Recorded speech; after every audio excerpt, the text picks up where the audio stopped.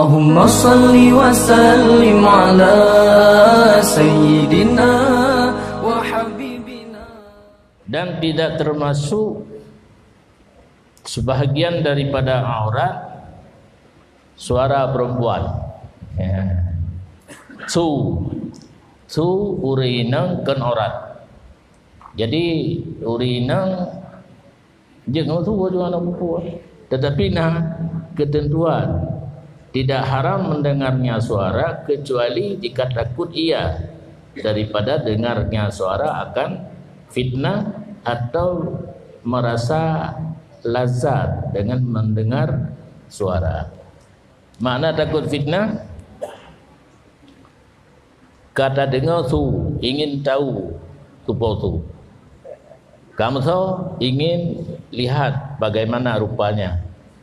Kalian ingin letak ingin aju, tetapi jalur haram bukan jalur yang halal. Cuma ini nak beda betul. Urinang mayang jihar rayu tu.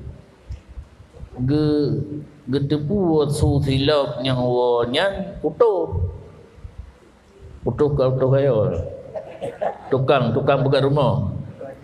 Menyelaka ke duri tu silap karena langkah kitanya hana sama tu silap punya bagi orang yang berhati kameri gerasa yang awalnya tukang pegang rumah bukan gejihar gitu mayang gejihar wajib butuh takut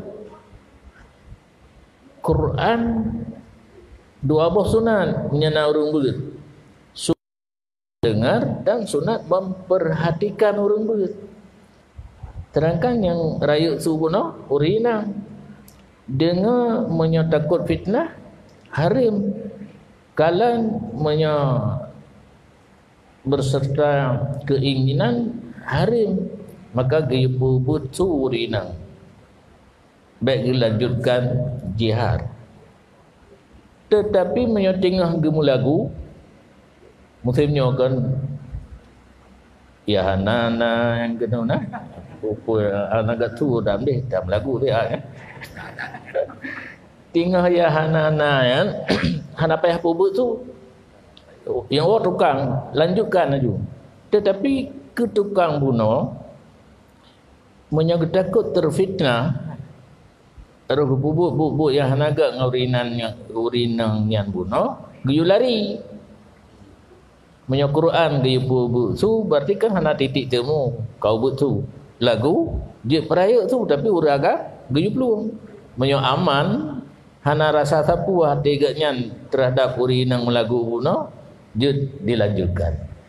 Jadi ditulis dalam kitab lain sautul mar'ati laisat bi'auratin fil asahi.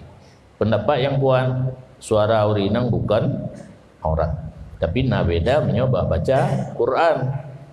Payah pubut menyanyi sya'nul mar'ah.